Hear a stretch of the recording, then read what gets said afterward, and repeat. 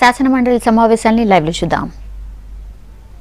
పెట్టుబడితోనే 37,600 కోట్ల పెట్టుబడితోనే 5,880 మెగావాట్ల థర్మల్ సామర్థ్యాన్ని జెన్కో ఇప్పుడున్న సామర్థ్యానికి జత చేయడం కొరకు ఏర్పాట్లు చేసి దానికి ఆర్థిక ముగింపును కూడా సాధించమని చెప్పి కూడా నేను ఈ సందర్భంగా తెలియజేస్తా ఉన్నా అధ్యక్ష. అదేవిధంగా మనకి ఎన్టీపీసీ ద్వారా ఏదైతే రావాలనో దాంట్లో 800 మెగావాట్ల ప్లాంట్లు రెండింటిని కూడా వాటికి పని కూడా ప్రారంభం చేసుకోవడం జరిగింది. పనులు నిర్మాణానికి సంబంధించిన పనులు కూడా ప్రారంభం చేసుకోవడం జరిగిందని కూడా నేను ఈ సందర్భంగా తెలియజేస్తా ఉన్నా అధ్యక్ష. అదేవిధంగా 2017-18 నాటికి ఇప్పుడు వచ్చిన సౌర విద్యుత్కు అనుగుణంగా ఇంకా 2,215 మెగావాట్ల సౌర విద్యుత్తును కూడా పూర్తి చేయడానికి అన్ని రకాల చర్యలు కూడా తీసుకోవడం జరిగిందని కూడా నేను ఈ సందర్భంగా తెలియజేస్తా ఉన్నా అధ్యక్ష. అట్లాగే ఏదైతే ఇరిగేషన్ సంబంధించి మనం సాగునీటి ప్రాజెక్టులకు సంబంధించిన లిఫ్ట్ ఇరిగేషన్స్ ఉన్నాయో, అంటే తెలంగాణ తప్పకుండా లిఫ్ట్ ఇరిగేషన్ల మీద ఆధారపడాల్సిన పరిస్థితి ఉంది కాబట్టి మనకున్న భౌగోళిక పరిస్థితులలో దానికి ఇంకా 7,500 అదనపు మెగావాట్ అదనపు విద్యుత్ అవసరం ఉంటుందని చెప్పి దానికి సంబంధించి కూడా అంచనాలు వేసి ట్రాన్స్మిషన్ నెట్వర్క్ను ఇతర నెట్వర్క్ను కూడా పూర్తి చేయడానికి తగిన ఏర్పాటు చేసామని కూడా నేను ఈ సందర్భంగా తెలియజేస్తున్నాను అధ్యక్ష.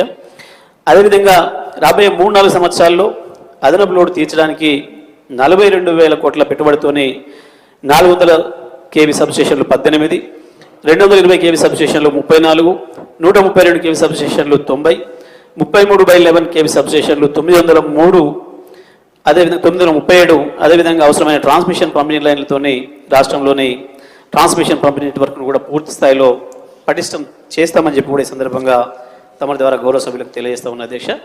అదేవిధంగా ట్రాన్స్మిషన్ పంపిణీకి సంబంధించి ప్రభుత్వం సానుకూల పారిశ్రామిక విధానంతోనే పీఎస్ డిమాండ్లో భారీ పెరుగుదల ఇప్పటికే నమోదైంది. 9/9/2016 నాడు 8,284 మెగావాట్ల పీక్ డిమాండ్కు రాష్ట్ర గ్రిడ్ చేరుకుందనే విషయాన్ని కూడా నేను ఈ సందర్భంగా తమ ద్వారా సభకు తెలియజేస్తా ఉన్నా అధ్యక్ష. అదేవిధంగా ఈ రబీలో దాదాపుగా అది 9,500 మెగావాట్లకు చేరుకునే అవకాశం ఉందని చెప్పి దానికి సంబంధించిన డిమాండ్ తీర్చడం కొరకు, దాన్ని మీట్ అవ్వడం కొరకు మన సంస్థలన్నీ కూడా పూర్తి స్థాయిలో సన్నద్ధమై ఉన్నాయని కూడా నేను ఈ సందర్భంగా తెలియజేస్తా ఉన్నా అధ్యక్ష. అదేవిధంగా సంస్థల నిర్వహణ మీద మనం ఇప్పటికే దేశంలోనే ఒక మంచి పేరు తెచ్చుకున్నాం. దాని ద్వారా ప్రశంసా పత్రాలను కూడా మనం ఎన్నో అందుకోవడం జరిగింది. దానికి అనుకూలంగా వాటిని ప్రశంసిస్తూ మనకు ఆర్ఈసి, పిఎఫ్సి ఏదైతే ప్రధానంగా మన సంస్థలకి లోన్ సౌకర్యం ఇస్తున్నాయో ఆ 2 సంస్థలు కూడా వారంతర వారే ముందుకు వచ్చి వడ్డీ రేట్ ఏదైతే ఇప్పటివరకు 12% ఉందో దాన్ని 9.95% తగ్గించిన అధ్యక్ష. దాని ద్వారా 200 కోట్ల రూపాయలు వడ్డీ లబ్ధి మనకు చేకూరుతుందనే విషయాన్ని కూడా నేను ఈ సందర్భంగా గౌరవ సభకు తెలియజేస్తా ఉన్నా అధ్యక్ష. అదేవిధంగా వ్యవసాయ మిత్ర సబ్సిడీలకు సంబంధించి ప్రభుత్వం సంస్థలకు 4,584.50 కోట్ల సబ్సిడీని ప్రభుత్వం అందిస్తుందని చెప్పి కూడా నేను ఈ సందర్భంగా తెలియజేస్తా ఉన్నా అధ్యక్ష. అదేవిధంగా ఈ పారదర్శక విధానంలో ఇప్పటికే మనకున్న అవసరాలను దృష్టిలో పెట్టుకొని గతంలో ఏదైతే మండలాలలో ఏ ఇల్లు ఇతర ఇబ్బంది ఉంది అని చెప్పి ప్రజల నుంచి ఫిర్యాదులు వచ్చేవి, వాటన్నిటిని కూడా దృష్టిలో పెట్టుకొని వెంటనే 987 మంది అసిస్టెంట్ ఇంజనీర్లను పూర్తి స్థాయిలో పారదర్శక పద్ధతుల్లో రిక్రూట్ చేసుకున్నామని కూడా నేను ఈ సందర్భంగా తెలియజేస్తా ఉన్నా అధ్యక్ష. మరి అదేవిధంగా వీరు అవుట్సోర్సింగ్లో పనిచేస్తున్న వాళ్ళను కూడా దీంట్లోకి తీసుకోవడం జరిగిందని కూడా నేను ఈ సందర్భంగా తెలియజేస్తా ఉన్నా అధ్యక్ష. అదే కాకుండా ప్రధానంగా హైదరాబాద్ నగరం ఏదైతే ఉందో ఇవాళ మొత్తం ప్రపంచం మన వైపు చూస్తూ ఉంది. ప్రభుత్వం తీసుకున్న ఇతర చర్యలు, టీఎస్ ఐపాస్ కానివ్వండి, ఇతర అన్ని చర్యల వల్ల మనం తెలంగాణ రాష్ట్రం వైపు ప్రపంచం అంతా చూస్తూ ఉంది. కాబట్టి ప్రత్యేకించి హైదరాబాద్ నగరం పైన కూడా దృష్టిని కేంద్రీకరించి మరి ఎట్టి పరిస్థితులలో హైదరాబాద్ నగరంలో ఒక నిమిషం కూడా కరెంటు పోకుండా ఉండాలనే దాని కొరకు మరి గౌరవ ముఖ్యమంత్రి గారి ఆదేశం ప్రకారం నిరంతర విద్యుత్ సరఫరా చేయడం కొరకు దీనికి ప్రత్యేకమైన ప్లాన్ చేయడం జరిగింది అధ్యక్ష.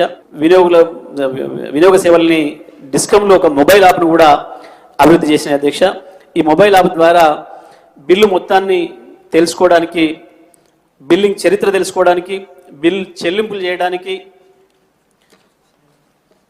అదేవిధంగా ఏమైనా అంతరాలు ఉంటే ఫిర్యాదులు కూడా ఆన్లైన్లోనే చేసుకోవడానికి, అవుటేజ్ ఫిర్యాదుల మీద సమాచారం తీసుకోవడానికి, నూతన సేవల పరిస్థితిని కూడా తెలుసుకోవడానికి, ఇంధన పొదుపు సంబంధించి కూడా ఇవన్నీ చర్యలు తీసుకోవడానికి మరి కొత్తగా వస్తున్న టెక్నాలజీని తీసుకొని అందుబాటులో తీసుకొని నూతన యాప్ను కూడా ఏర్పాటు చేసిన త్వరలోనే దాన్ని కూడా ప్రారంభం చేస్తా ఉన్నామని చెప్పి తెలియజేస్తూ, ఈ రాష్ట్రంలో అన్ని వర్గాల వినియోగదారులకు నాణ్యమైన పరిణామాత్మకమైన ఆధారపడదగ్గ విద్యుత్తును సమకూర్చడానికి ప్రభుత్వం కట్టుబడి ఉందని చెప్పి తెలియజేస్తా ఉన్నా అధ్యక్ష. మహమ్మద్ అలీ షబీర్ గారు.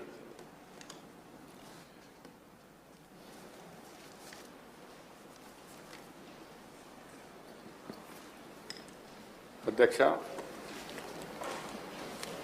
షార్ట్ డిస్కషన్ మీద మాట్లాడే అవకాశం ఇచ్చినందుకు ధన్యవాదాలు తెలియజెప్తూ, ఈ పవర్ సంబంధించిన షార్ట్ డిస్కషన్ ఇప్పుడే మంత్రివర్యులు హౌస్లో వివరంగా తెలియజేసినారు. ఫస్ట్ ఆయన మాటల్లో దాంట్లో నేను కూడా ఏకీభవిస్తున్నాను. ముఖ్యంగా జెన్కో, ట్రాన్స్కో అండ్ డిస్కామ్స్ అందరు కలిసి అధికారులు కానీ టెక్నికల్ ఇంజనీర్స్ కానీ అందరూ యూనిటీగా ఈ తెలంగాణ నూతన రాష్ట్రాన్ని పవర్ పరిస్థితిని బాగు చేసేందుకు కృషి చేసినారు అని మీరు తెలిపినారు. మేము కూడా దానికి పూర్తిగా ఏకీభవిస్తూ, మాకు కూడా నమ్మకం ఉంది ఆ వ్యవస్థ మీద. గత చరిత్ర మీకు తెలియనే కాదు, అధికారులకు కూడా తెలుసా. ఈ అధికారులు గతంలో మా దగ్గర కూడా ప్రభాకర్ రావు కానీ లేకుంటే రఘురామ్ సబ్ కానీ వీళ్ళందరూ కూడా ఒకప్పుడు కాంగ్రెస్ పార్టీ గవర్నమెంట్ ఉన్నప్పుడు ఈ హయాంలో కూడా అధికారులు పనిచేసిన వాళ్ళే. కాబట్టి మాకు కూడా నమ్మకం ఉంది, ఆఫీసర్లు మంచి పని చేసినారు. దానికి మాకు ఎలాంటి విభేదాలు లేవు.